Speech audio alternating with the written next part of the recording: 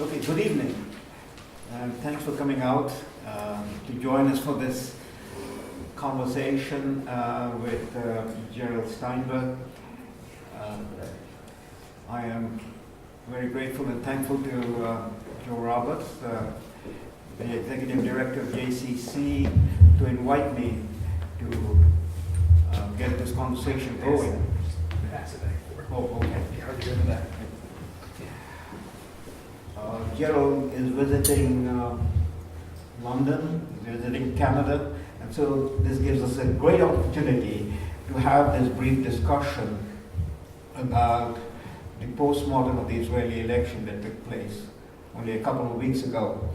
But Gerald and I go back a number of years, and I just want to say, meeting him here and sitting and talking with him here is interesting, but for me, most interesting was meeting and talking with him in Jerusalem. And the last time I was there, Gerald hosted me at King David's Hotel, and we walked around the neighborhood and had a wonderful time together. So, Gerald, thank you for coming and visiting us. Absolutely, thank you. And I don't know whether you planned it, but it is so timely. I mean, we have been thinking about following, the Canadian media has been reporting in some way about the Israeli election. This was the big news. The Prime Minister Netanyahu was visiting Washington just a few days before the election. So to begin with, let me first ask you, there seems to be a stalemate. The Likud got 35 seats, the Black and White got 35 seats. So the two major parties are like two rams locked in. Did you see that coming down? Nothing like putting me on the spot with the very first question. I want to first of all thank everybody for coming out tonight. It's Monday night, it's the third night of Passover. Everybody's been busy this weekend. Easter Monday, so I'm impressed at how many people came out. So we better be good on this, that people get their money's worth out of this. I won't say that I saw it coming, but let me just couple of introductory comments about this. First of all, I think when we planned this trip out here for this time of year, we did not know that the elections were going to be on April 9th. Those were scheduled sometime, I believe, at the end of December. So that Israel has roughly a 3-month election cycle from the moment that the parliament is dissolved and the prime minister and everybody else decides to go to elections. So 3 months is a lot of suffering. It could be worse. It was a pretty nasty campaign. In general, the two major blocs in Israel, I wouldn't call them right and left, but the right-wing bloc is pretty clearly defined, and Netanyahu is the leader. And then the opposition, which tends to be to the left of that, but how far left and what the details are can be argued about. And we knew that they were pretty closely matched. Most commentators did that. If you look at public opinion polls, you look at past elections, about 60% of Israelis tend to vote right, center, right. And that hasn't changed at least since the failure of the Oslo process in the late 90s. And around when Ariel Sharon was actually elected in 2001. And it hasn't changed throughout that period. In some ways, one could say it really goes back to the election of Begin in '77, with a few exceptions. The question was, how was it going to divide up among that, and how close was it going to be? And I'll just tell you that when you vote in Israel, there are no writings. There's one ballot, essentially, for everybody, for the entire country. And you walk into the polling booth, and you've got a box, a flat box of, in this case, we had 49 pieces of paper, 7 by 7, and you take one of those pieces of paper, you put it into an envelope, put it into the box, and that's your vote. So you vote for parties.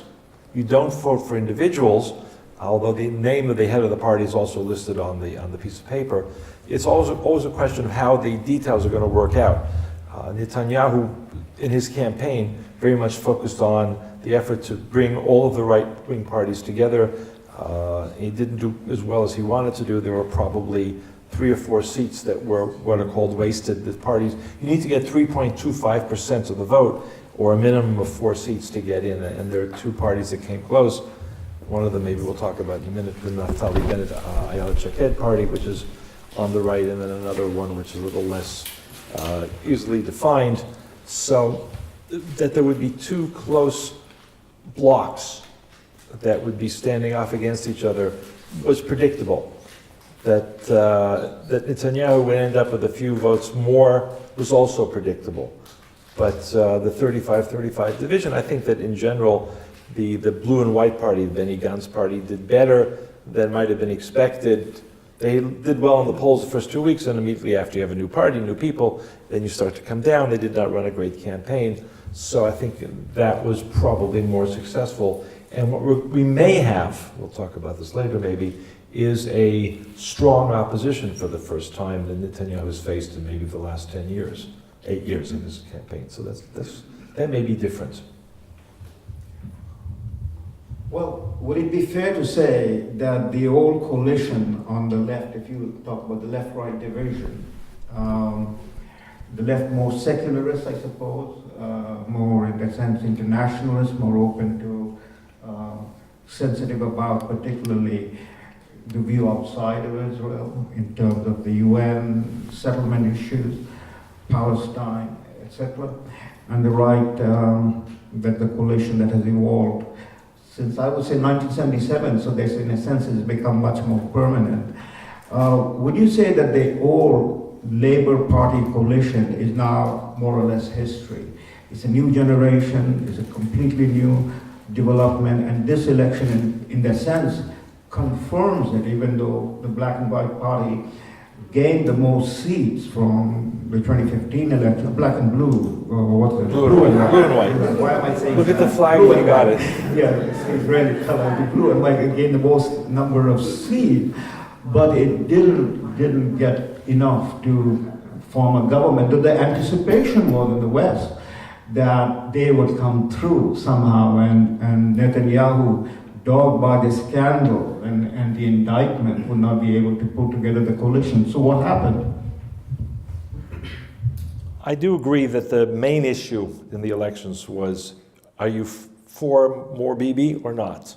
Not necessarily against Bibi. You could be thanking Bibi for 10 years of good service to the country, but it's time for a change. And that was the main theme of Benny Gantz, the ex-general who led and formed the Blue and White Party.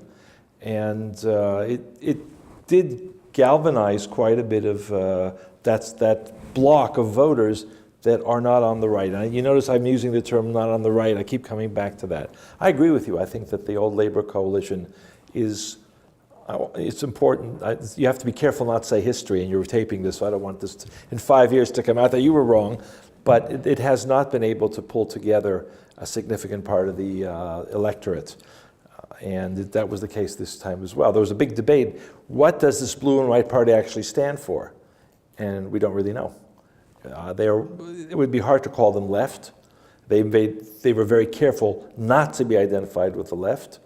And Netanyahu tried to label them as the left. That old, when I taught Israeli politics, and probably in your classes as well, back in the 80s and 90s, we would talk about the Labour Party coalition and the Likud as and the upstarts. And that just doesn't exist anymore. So I agree with your analysis. Well, one point I might want to make that's very interesting. The Blue and White Party was a party of generals.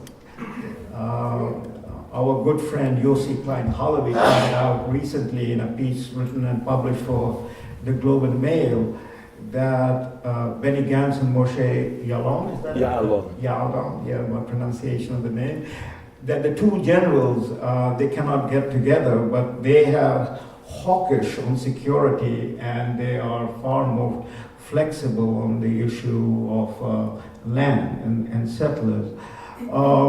Could we then say that with Bibi Netanyahu getting his historic fifth win, the longest serving prime minister now, that his move to the right will make him more annexationist, which is what Yossi Klein-Holloway is saying and others are saying, and people in Europe and North America are saying that, the way Bibi is going, the whole notion and idea that had been part of that ethos of two-state settlement is now going to be over. I have to be hesitant on this because there's a big element that's hanging over everybody's head. It's called the dream of the, what's it called? The deal of the century. And Trump has been talking about this now since he actually got into office over 2 years ago. And what we're told is that after the elections, this is going to be put on the table. And what we don't know what that's going to involve. One of the elements that Trump and others have talked about is that Israel will have to make some painful sacrifices, I think he said. I don't quite agree with Yossi Klein Halevi on his analysis because it's true, Netanyahu talked about annexing parts of the West Bank. It wasn't clear exactly what he said. He did talk about annexation, but he was not clear as to what that meant. And he was in the middle of a very desperate campaign. Netanyahu was always worried that he's going to lose, and if he doesn't get these very sharper elements in his campaign, that he may not bring out the votes that he needs to get elected. So for all those reasons, he talked about annexation, but I'm not sure, I would be skeptical that that's going to be part of his platform. It will come up if part of the Trump plan is transferring significant territory for the Palestinians, and then the Israeli right will demand, okay, whatever we're not giving to the Palestinians, we should annex. But that's not the same thing as annexing all of the West Bank. And I just don't see that. Netanyahu has been prime minister for 10 years, and he's not made any moves towards annexation. He's aware of what we call the demographic problem, which is that there are, well, if you include Gaza, 3 million Palestinians. If you just do the West Bank, somewhere around 1.5 million Palestinians. And that would make a big change in Israeli politics. If it was annexed, they would become citizens, they would vote. And even back in 1977, we talked about the transition in Israeli politics. Menachem Begin, one of the first things he said to his foreign minister, Moshe Dayan, and vice versa, we're not going to annex the West Bank.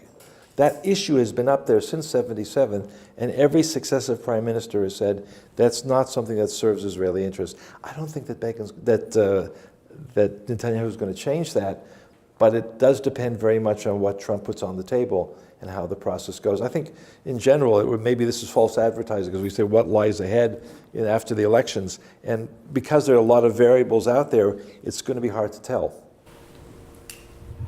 But Gerald, we are now living in an entirely different world situation, and also Middle Eastern situation, I would suggest. We're living in the post-9/11 world, and more particularly, I'd like to get a sense from you, what is the Jerusalem view, or sitting in Jerusalem, what is the view of the Middle East in the post-Arab Spring situation? I ask you to give us a sense of how you look at the evolving nature of the Middle East, and it's quite rapidly evolving. And in that context, I was in Jerusalem only last year, I think it was, no, a couple of years ago, 2017, the Balfour Declaration 100th anniversary celebration, and there was a big conference at the Menachem Begin Center where I spoke. And the subject was about two-state solution, and the two-state is Israel and Jordan. So, with whatever name you want to call it, I mean, the anti-Bibi, anti-Netanyahu, UN predisposed people in the West and elsewhere might, shrink at the idea of annexation and so on and so forth. But there is a two-state, and there is Jordan, and there is Israel. And all the signs that I see it is that whatever the terms that President Trump will come down with, we're all anticipating that, but the signs have been given. His announcement of Jerusalem in 2017, that issue in that sense has been settled. His gift, you might say, just before the election to Bibi Netanyahu on the Golan Heights. Now, call it what you may, it's a form of annexation, it is permanent now. I mean, that's recognized, whatever the products might come from the UN and other sources. So the two-state exists, and the signals are that the whole 1967 342 resolution, which was the last kick of the can by Obama, jettisoning that agreement, means that we are in a new settlement situation, and the rest of the world has to understand that, the Arab world has to understand that, and we move on. We may move on, but I think we have to do it, or I'll say it more carefully. I think Netanyahu tends to move more cautiously and slowly. It's true that the United States recognized the Golan Heights as sovereign Israeli territory. And that was just before the election, and it gave Netanyahu another boost. But there are very few, there's no population, almost no population in the Israeli part of the Golan Heights that it would fit into any of these frameworks. It's basically territory that has almost no people living there. And the Syrians that are still there are on the other side of the border in the Quneitra. So that's different than the West Bank. Very fundamentally different. Netanyahu has been a very, very cautious prime minister. Yes, he's been able to get some benefits from particularly the embassy and the Golan recognition of the United States under Trump.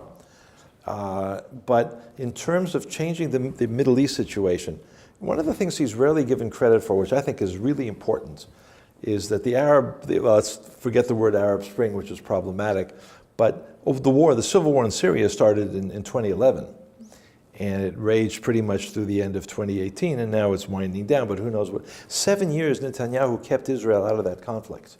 At the same time, preserving Israeli vital security needs by bombing Iranian and Syrian strategic installations whenever they started to go beyond a certain red line. So that's one sign, the fact that he did not get involved in that conflict. And I was at meetings, not with him, but with other people, where there was a lot of discussion about how Israel should take sides and the point was made, the argument was made, Israel should take action to get Assad out of that position. And Netanyahu wouldn't do that. And one can argue it was a good decision or a bad decision, but this fundamental conservatism that I don't think is going to change under Netanyahu indicates that the region is unstable enough. I don't see him destabilizing Jordan. And that's one of the differerences I have with some of the people who organized your conference. The realpolitik is that Israel gets a lot of benefits from having the Hashemite kingdom, King Abdullah, as a stable neighbor. A lot of things they could do that would be better, but it's better than the alternatives, which could be a much more radical regime or chaos in Jordan. So I think we're going to see this process be handled much more carefully and step by step, and not a radical change in the next couple of years. We'll see what Trump gives us, and maybe that will force Netanyahu's hand as well. Let me ask you, you were visiting Ottawa recently in your capacity as the director of NGO Monitor. Your writings are basically dedicated to the issues that your organization cover, particularly the Palestinian activity in terms of BDS and the international support for BDS movement. There were recent statements made by Senator Linda Fromm in the Canadian Parliament. I suppose you had something to do with that, or your organization had something. So could you let us know, I mean, what were the issues and what is the background and backstory about it? We've been talking about the instability in the region and what we call hard power, and the civil war in Syria. Behind that also, of course, all the events that are going on in Iran. The issues, the other side of the coin, are what we call soft power. And as a political scientist, you know this literature quite well. It's the use of international law, the exploitation of terms like human rights. And that's that's another war that's going on against Israel in parallel to the terror attacks. And that's why I ended up establishing this framework called NGO Monitor and dealing with soft power. And so we have relationships with a number of members of parliament around the world in Western democratic societies, because governments tend to fund a lot of this soft power war. And we found out that we were a research organization, and Senator Frum is on our International Advisory Board. And we found out about 6 months ago that the Canadian government, the what's called Global Affairs Office in the Pearson Building in Ottawa, had started to fund a Palestinian group ostensibly for women's empowerment. And what they really do is they're a BDS organization. Now, did the Canadian government do their homework and check out this organization, or did they actually just give $5 million, taxpayer money, to the United Church of Canada, which then gives it out to different organizations? That was the process. So what role does the Canadian government have? And that was we gave the information to Senator Frum, and she raised that question and is waiting an answer. I think that ties a lot of these issues together. This demonization of Israel, that Israel is guilty of apartheid, of war crimes, of international violation of international law, accompanies all the other activity that goes on, the terrorism, the violence, the threats. And Netanyahu woke up to that issue around about 10 years ago and began to develop strategies to fight against it. One of the questions that was raised was, if Likud is defeated, is the government that would replace him going to be at all even aware? It took that government many years to figure this out. Would a replacement government even be aware of the importance of this? And the two pieces do go together. So we'll see as the new party comes through, the Blue and White Party and Benny Gantz and others. I will say that General Ya'alon, I worked with him when he was the chief of staff. He was very aware of these issues, because it was his soldiers that were being threatened with being brought to international criminal court frameworks. Canada, as you know, tends to be very supportive of the United Nations, is supportive of the International Criminal Court, and those are battles that we have to fight. That things don't look as rosy in reality as they often do from a more theoretical, ideological perspective, whether it's in Ottawa or in Brussels or in The Hague. Well, let me say, Canadians are not completely united on that position. The previous government did not share the views of the present government. So that leads me to ask you, Gerald, I mean, the issues are pretty hot in the United States with what is happening there. My reading of the situation between President Trump and Bibi Netanyahu is that they are more than warm and intimate relationship. There's a sense that Israel, for the first time, has a president that is a very close and supportive ally of Israel, and that is reciprocated by what we see in the polling information, that the Israeli support for the president is among the highest outside of the United States. And then what you have in the United States is the situation within the Democratic Party that is veering so far to the left that questions are now being raised whether the Democratic Party is turning into some sort of a quasi or pseudo party that I hate to say anti-Semitic, but it doesn't have the courage to oppose the people who are taking the Democratic Party so far to the left that is no more recognizable to many of us. So from the point of view of Jerusalem, of Israelis, how do you see the American situation evolving? I think you nailed it. You reflect very much what is the dominant position of many Israelis. I'm going to put out something a little bit different than that. Well, you and I have both been teaching for quite a while, and I won't say I grew up on, but that's basically, in terms of political intellectual development, bipartisan support for Israel in the United States. And I would go to AIPAC conferences, I would speak to members of Congress, staff members, White House staffs, Yes, there were ups and downs. I just wrote a book on the Camp David, on the history of the negotiations between Egypt and Israel. And Jimmy Carter did not play a very positive role in a lot of that. So there were ups and downs. It's not necessarily new that we have these kinds of divisions between Republicans and Democrats, but it's painful.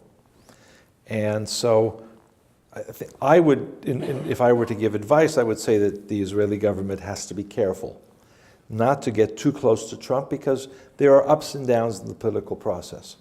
I think it's also, even in Canada, I think it's important also to maintain good relations both with the Liberal Party and with the Tories, that because Israel is it is very vulnerable to isolation. You didn't ask me about this. I want to talk. I just mentioned that when I go to UN frameworks, including in Geneva, where Canada is listened to and respected by European governments, that when you have Canada and Australia, and even sometimes the United States, when the United States is in the room, voting together on an issue, even if there are 25 or 30 votes against, when Canada, Australia, the United States, sometimes the UK, when they say this is outrageous, this is demonizing Israel, whether it's setting up another fake committee to investigate Israeli war crimes, in quotes, or other activities like that. So I want to maintain that bipartisan support as much as possible in the United States. And I agree with you that the parts of the Democratic Party have become much more radicalized in their politics, and that's a dangerous trend. And I think that in Canada, we're not at that situation, but it's important to try to avoid it, to maintain that kind of bipartisan support. Maybe that's a dinosaur position. Maybe that just doesn't exist anymore, and maybe it's not tenable.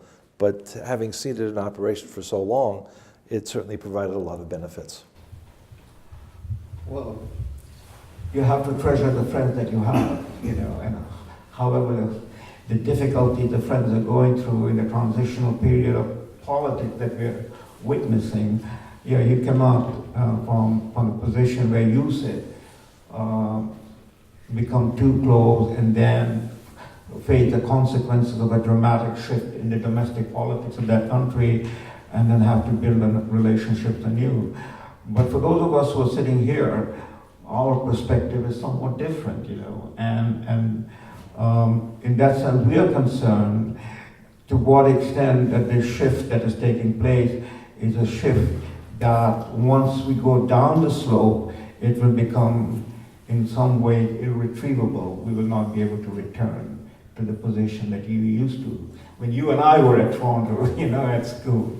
So yes, there's a great distance. Anyhow, I know our friends in the audience are anxious to step in. Just today, the U.S. announced that that anyone who buys oil from Iran will be subject to the sanctions. Could you comment on that and how it might affect things in Israel? It was the Obama, I'm way behind. The Trump administration's policy, the announcement, was something that was predicted. About 6 months ago, they said that they're going to work to prevent the sale of Iranian oil, but allowed a number of countries to escape American sanctions for a period of half a year. That half a year is up. I think the main countries include India's one of them, China, I believe, other ones like that. That's a major step that the United States is taking. By the way, your gas prices are going up, and that's a factor in that as well. But it's something that the United States is taking very seriously, and something that Israel has encouraged. If we're going to stop Iran from developing nuclear weapons, and we're going to stop Iran from being a source of great instability, building missiles in Lebanon and just outside of the border with Israel, then there has to be increased pressure on them. The Obama administration was a complete failure. On that, we agree. And that's a vulnerability of the Democratic Party. So this is a step-by-step process where I think that the importance of this is recognized across the board. I also think that timing is very important. mean, the timing this announcement coming yesterday or over the weekend that it will be made, and Pompeo having confirmed it today. The timing is the Mueller report, which turned out to be a big thud. For 2 years, President Trump, in some ways, had been handcuffed in terms of his foreign policy. And people around the world, governments around the world, have, in a way, made their bets that possibly President Trump might be either impeached or removed from office, or sufficiently weakened. And so they were not taking seriously his foreign policy stand. This has been a huge strategic cost of the Mueller report, and the entire effort made by the deep state in conjunction with the Democratic Party, the Hillary Clinton campaign. This is a story that will be written and is being written. But coming to President Trump, that was a moment when the cloud moved over his head. And this issue of Iran was a clear signal sent out that now President Trump will be far more determined and aggressive on his foreign policy campaign or issue than he has been in the past 2 years. He was focused only on trade issues, not on the foreign policy side, whether it's the Asia pivot, whether it is China, with North Korea, of course the Middle East, and now with the Mueller report over, we are going to see a far more active president on the foreign policy side. And it begins quite rightly with Iran. The election was very close, 50-50 between the two major contenders. And in order for Netanyahu to form the government, it looks as if he's going to rely on the ultra-Orthodox parties. What is the impact of that going to be on Netanyahu's policy? The 50-50 division is a little bit of an illusion. There are 120 members of the Knesset. Each of the two parties, those big parties, Likud and Blue and White, have 35 seats, which is a little bit more than 25%, but they need to, both of them need to have coalition partners. So that's the starting point. And Netanyahu, it's like having a magnet. His magnet is stronger than Gantz's.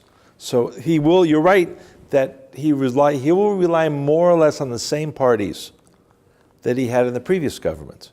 It's not going to be a whole lot of difference. And now, for instance, this election process was triggered by two issues. Triggered early. We were supposed to have elections in November, and we went to elections in April. So it was a difference of, for you to do the math, about 7 months. Not a huge difference. But why did we go to elections early? Because our defense minister at the time, a gentleman by the name of Avigdor Lieberman, argued with Netanyahu. He was positioning himself and saying Netanyahu was not aggressive enough in Gaza. He allowed Hamas to continue to fire missiles and to wage this insane war of fire, of burning balloons and throwing things over the border and having mass marches and using that as cover for sending in terrorists. Lieberman is going to be back in the government because Netanyahu needs him. They're both right-wingers, and he may have the same position. Lieberman, on the other hand, is also part of his electoral campaign is to be very strongly against the ultra-Orthodox parties. He wants all of the people, the young men under the age of, or from the ages of 18 and 21, 22, to go into the army like every other Israeli. And of course, the religious parties, which are part of that coalition, are going to say no again. We had that for the last 4 years, maybe even the last 8 years. So I'd be careful about reading too much into all these different changes. They were able to work a way of postponing the conflict for the previous 4 years. It's likely they'll figure it out also for this one. It is really, those conflicts you talked about are really deeply embedded in Israeli politics and likely to stay that way, no matter who actually forms the coalition. Well, as we wait for some questions, let me ask you about Saudi Arabia, the Israeli-Saudi relationship. Do you see things moving below the radar in some substantive manner. I'm glad that this came up, and you actually probably know more about this than I do, so I'll start, but then you have to continue. One of the things Netanyahu did, and we see it very visibly in the last 2 or 3 years, and you probably also know Dory Gold, who was the Director General of the Foreign Ministry, and someone who I've worked with and know very well. A major part of his job was what was called an opening to the Arab world. For the first time, Israel has quite visible cooperative relations. It started with the Egyptian government and I guess it's the president of Egypt, the General al-Sisi, who has openly talked about the close cooperation between Israel and Egypt. We've had the peace treaty since '79, but for most of that time it was called a cold peace, and nobody would talk about the security cooperation. Now it's out there. And al-Sisi's telling other governments in the Middle East, you should do what we do and work with Israel. A number of Gulf states have developed more visible relations with Israel. The United Arab Emirates and Oman, other countries, and then come the Saudis. And I know that Dory Gold had meetings and discussions. Some of them were with sitting members of the current members of the government were secret, and some of them with former members of the government. And in Saudi Arabia, they're all princes, they're all parts of the elite, and they're all part of the royal family. So it doesn't make that much difference who's in and who's out. And you watch a discussion like we're having in Washington between a member of the royal family and the Director General, the Foreign Minister, Dory Gold. So that's something that was unimaginable 10 years ago, 20 years ago, 30 years for sure. Those things are changing the Middle East. So I think that's a very important point, and it may be the basis for the Trump peace plan. Maybe I exaggerated. I'd like to see how you interpret this. Well, you know, things in history doesn't move in straight lines. It moves with lots of zigzags. It's non-linear. Obama's pivot towards Iran, you might say, the unintended consequence that is now working itself out. What was below the radar is now coming to the surface. His pivot to Iran, his giving Iran a pass, and Netanyahu took a lot of heat, especially when he came to Washington and addressed the Congress. The media was pretty much against him, you know. The Israeli media was too, by the way. Yes, he got a lot of blows. Not only from the media, but also, you know, there was a rise of J Street and so on and so forth. And so we didn't quote unquote the progressive American Jewish voters. But Netanyahu read world history better than anybody else, I would say, now in retrospect. I mean, the internal divide in the Arab world, particularly in the Persian Gulf, is between Iran and the Arab on the basis of the great sectarian divide within Islam, Shia and Sunni. And this is being played out ever since 1979. If people go back to before 1979, before the Israeli Revolution, Iranian Revolution, Khomeini Revolution, Iran under the Shah was a close ally of Israel. If not openly, it was below the radar again. I mean, during the 1973 war, it kept the oil flow to Israel. And then came the revolution of 1979, and a 180-degree change took place. And Iran became, in a sense, the big defender of the Palestinians, ironically, and the Palestinians put their eggs all in the Iranian basket. And so this was a slow, cautious movement, thing don't erupt. But I think Netanyahu read the situation very well, as you say, over the last 10 years. The journey that Netanyahu made to Oman recently was very significant. Nobody picked up on that, how significant it was, because that was the backdoor conversation between the Sultan of Oman with the Saudi royal family, then the various trips that the Israeli cultural units make to UAE, where for the first time the Israeli sporting team, I mean, again, both of us are historical, but cannot get away from the you know, the memory of the ping pong diplomacy that broke through and brought ultimately Nixon to make that famous journey to Beijing in 1972. So the sports delegation from Israel to UAE received with the full Israeli anthem and the flag. This was again a very significant development that again the Western press didn't pay any attention to. Those of us who have been following that, we knew that these are the talk that is taking place. And again, the people inflamed the Khashoggi murder, which was again an internal struggle taking place. And they tried to pin it down to President Trump and the Israelis and others. It's the internal war, it's the internal fight that is taking place, and the Middle East is shifting. And I think we're going to see that in our lifetime. I mean, if God gives us that lifetime, that extra few years, we're going to see that the Saudis under Mohammed bin Salman will eventually reach a diplomatic relationship. And when that happens, the entire Sunni world will shift on the issue of Israel.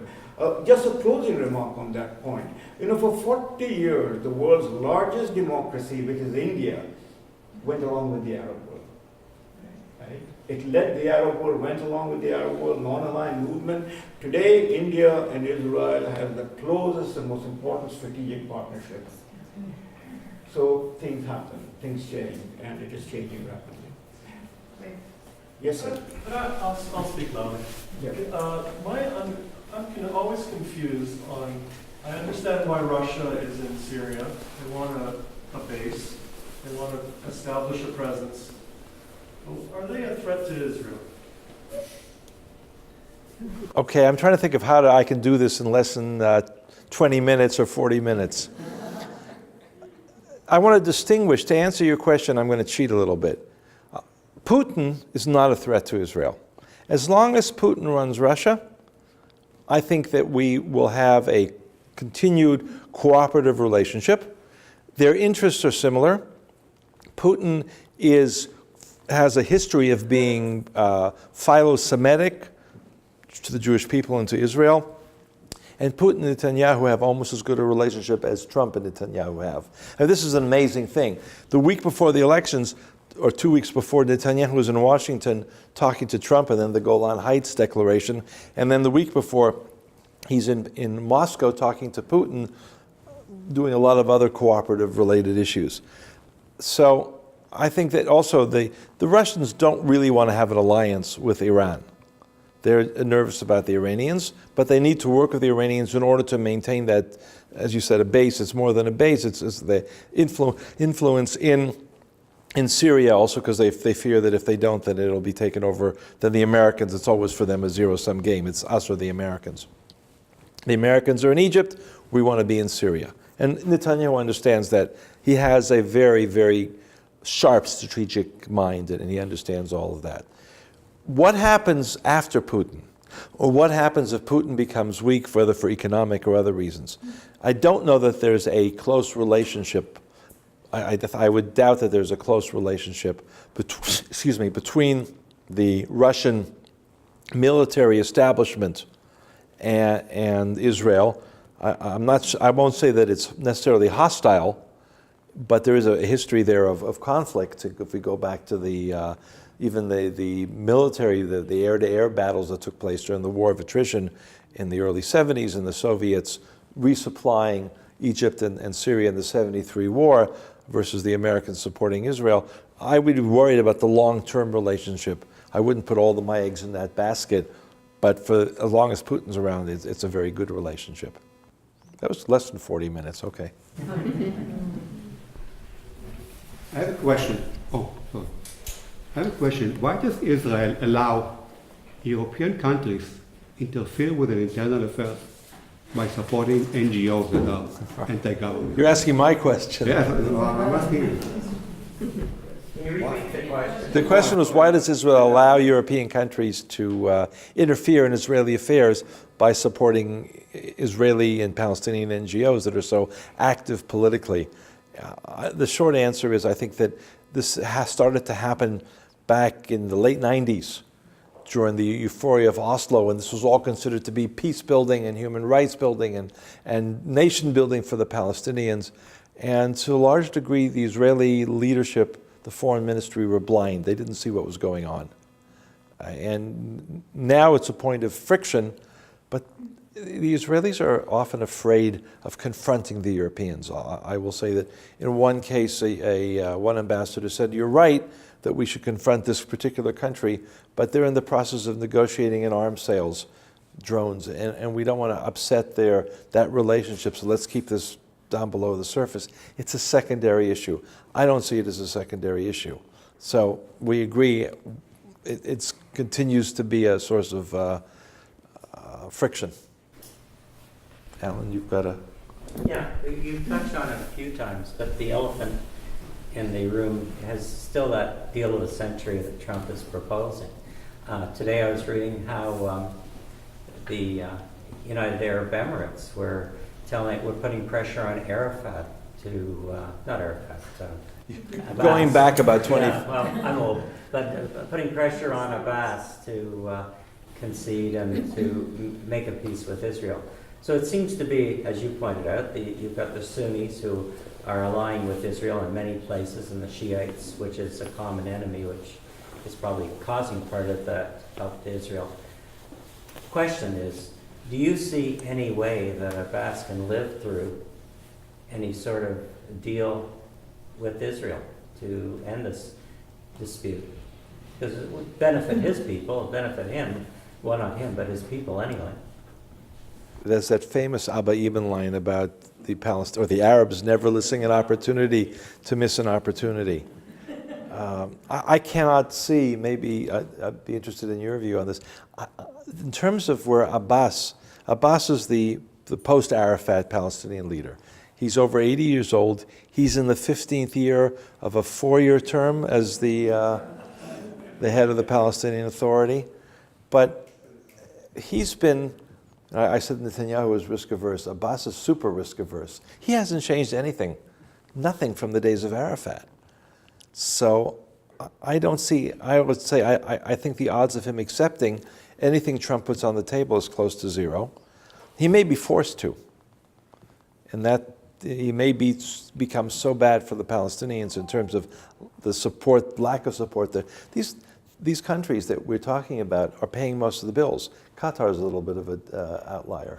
Well, the question raises a whole nature of change over the last 25 years since the end of the Cold War. The Palestinians were the ward of the Arab world, of the Arab League. Now they have become the ward of the Europeans and the United Nations. UNRWA is no longer of any value except what the United Nations pumps in or what our Global Affairs Minister pumps in. Canada puts in quite a bit these days. Right, so the Palestinian, that is the Palestinian Authority, and Mahmoud Abbas and the people, all the Palestinians, they live their lives as the ward now of the international community, of the Europeans in particular, and the United Nations. This raises a whole difficult set of questions which we do not have the time to address, but I'll just point out. And that gentleman's question about Putin is pertinent to this. There is now 2 blocks in the world. The old bloc was Soviet bloc and the Western bloc, the Cold War. NATO facing Warsaw Pact countries. That dissolved. But the West, particularly the United States, did not wake up to readjust to the new situation. They just carried on as if it is the old world. 2016 election was the great turning point in readjustment, the disruption that has happened and the readjustment. Trump would have carried on with the 50-year policy that was put in place by Nixon and Kissinger. That is the triangulation of China and Russia, the Soviet Union, and the United States. The United States holding the balance between Soviet Union and China. That was the great architecture of that period. That period ended in 1992. But still, Soviet Union is the great military power, nuclear power. China is the rising economic power with its own ambition in the Pacific region. And the United States holding the balance. That is what the whole relationship was going to be played out. But the Democratic Party and the deep state went into a whip. They lost the election and they cannot stomach it and come to terms with it. You see? So they created, it was Obama, remember, who said, 2012 election, just wait till the election is over and we will deal with it. You said it to It was Hillary yeah. Clinton who put up the reset button. It was they who were in complete collusion with Russia and with Putin, not Trump. But the hoax was created after 2016 election that Russia favored Trump and therefore Trump won. Again, this history is yet to be written, but Hillary Clinton wasn't going to win the 2016 election no matter who was her opponent, because Obama was not going to get a third term. And whoever won the election on the Republican side, Mitt Romney in 2012, if you recall, had talked about Russia. That is the great architecture that Kissinger and Nixon had put together, but that has collapsed. No president can go back to working the same way, fine-tuning the balance of power between Russia and China. Quickly, Russia is not a threat. It's a nuclear military power, but it's no longer a threat. Its economy is smaller than the economy of California. Its population is smaller than the population of France and Germany put together. And declining, and it's declining. Yeah. And it's a declining. The threat, the great challenge of the 21st century is China. And how do you confront and deal with China? In terms of China's expansionist needs, its mercantilist policy, it is a threat to Canada. It is, of course, a threat to the United States, since the United States has to maintain the balance in the Pacific region. Pacific region is the rising region of the world. The Atlantic age is over. And again, just to conclude this, which is itself a fascinating subject, Netanyahu has proven to be the one prime minister in Israel in the post-1977 period, and more particularly in the post-1992 period, who is truly the Kissinger or the Metternich of modern age, who has a sense of world history, of geopolitics, of the changes that are taking place.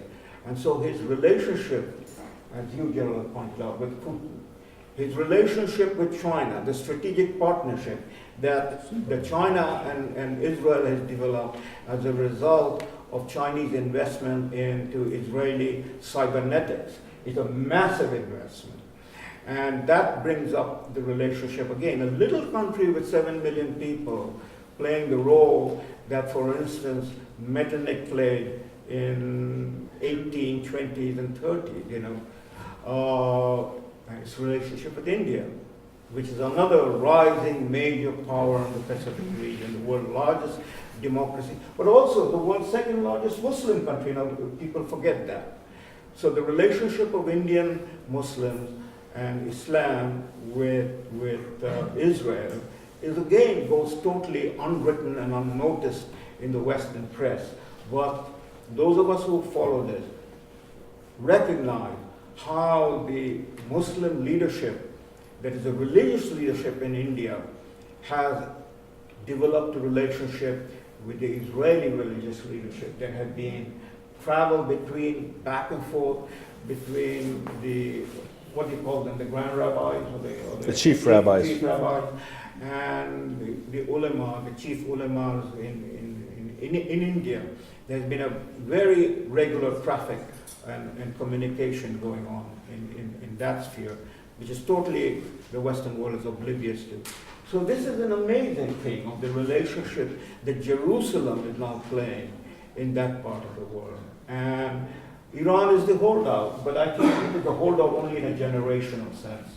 It is going to implode and collapse. And the pressure now that is going to come from the United States from the Trump might accelerate that collapse. I'm just going to end by saying that one of the questions that I'm often asked is, students will start, are you worried about? And then my answer is, I stop them there and I say, I'm Jewish, I worry. But if I listen, what are we going to have to worry about if you're right? We can worry about a lot of things. I think that is one of the lessons of the Jewish civilization. You have survived 5,000 years by worrying. You've seen everybody through it. I think we're about the end of, are we running out of time? Just one quick question, if I may ask. You touched a little bit upon the changes taking place within the Democratic Party. You know that there is a rise in the comfort level of people expressing anti-Semitism, or specifically anti-Israel opinions. And we know that it's like the waters are being tested. Everybody's putting one foot forward and then saying, okay, it's okay, I'll go another foot. And this creeping rise seems to be taking place. I see two sides to this. I see one side that makes me feel comfortable. I'd rather know who my enemy is. I'd rather have it be much more overt, and therefore we can deal with it, as opposed to an underground stream that you don't know is eroding the ground away from you. Or we see a prelude to evil time period. Alan and I have talked about this, pre-Nazi Germany, where this was becoming more and more comfortable. People were becoming accepting of it, and rather than it being stifled, the opposite happened, and it became accepted and it moved forward. Can you comment on that? I'm going to answer by starting with Corbyn and the UK, because I think that gives us a model, not a good model, a model that is gives us enough to worry about, where exactly that point where many of us were aware of the anti-Semitism in the British establishment, particularly on the left for many years, but it was impolite to talk about it. It's no longer been impolite since Corbyn came in. So that's the sort of the plus side of your analogy. We know who the enemy is, and we know where the dangers are. And there have been some very courageous members of the British Labour Party. One member of Parliament that I have been following and can communicate for a long time, Joan Ryan, left her position, left the Labour Party as a result of this. And there are others too. So this has at least become visible. And people are making their choices. It's already so bad in the UK that you can't really anticipate that it's going to change under Corbyn in Labour for the infinite future. And I guess I'll say this, God help us if he becomes Prime Minister. Now, is that analogous to the Democratic Party in the United States? And there I think that you don't have that same built-in anti-Semitism that comes even from the British Church and other sources. I think it's much more modern, much newer, and perhaps it's less deeply rooted. And then there I think Americans need to work very much within the Democratic Party to prevent it from becoming Corbyn-like. And it's going to be a tough battle.